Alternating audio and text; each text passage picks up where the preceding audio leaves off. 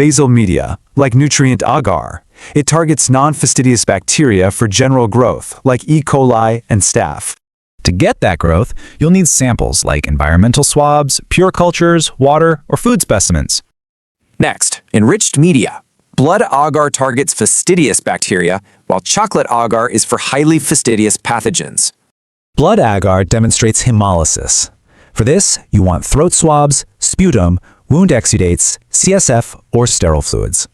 For chocolate agar, you'll need cerebrospinal fluid, joint fluid, or swabs from the genitals or eyes. Moving to selective and differential, McConkey agar differentiates lactose-positive and negative gram-negative bacilli, like E. coli and Salmonella. Your required samples here? Urine, stool, wound swabs, blood culture isolates, or abdominal fluids. Mannitol salt dagger is another differential one. It specifically targets halotolerant bacteria like Staphylococcus aureus and epidermidis. To identify those targets, make sure to collect nasal swabs, skin scrapings, wound exudates, or abscess aspirates. Eosin methylene blue targets gram-negative enteric bacilli. It actually gives E. coli a really distinct green metallic sheen. You'll want to test for this using urine, stool, contaminated water, or food samples. Need to isolate Vibrio cholerae or other pathogenic Vibrio species? TCBS agar is exactly what you need. This targeted medium requires specific samples, stool specimens, rectal swabs, or contaminated seafood. Okay, specialized media. Mueller-Hinton agar is standardized for antimicrobial susceptibility testing of routine bacteria.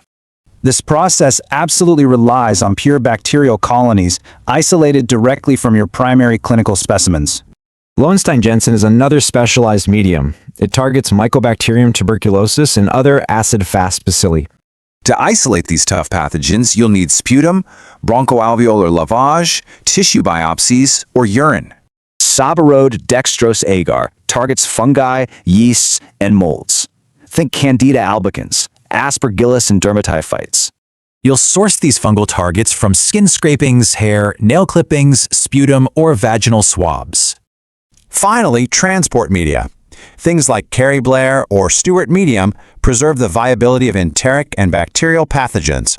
These mediums literally safeguard your stool, rectal swabs, or samples from remote clinical sites during transit. So, considering all this, which specific medium will you choose to perfectly isolate your target pathogen?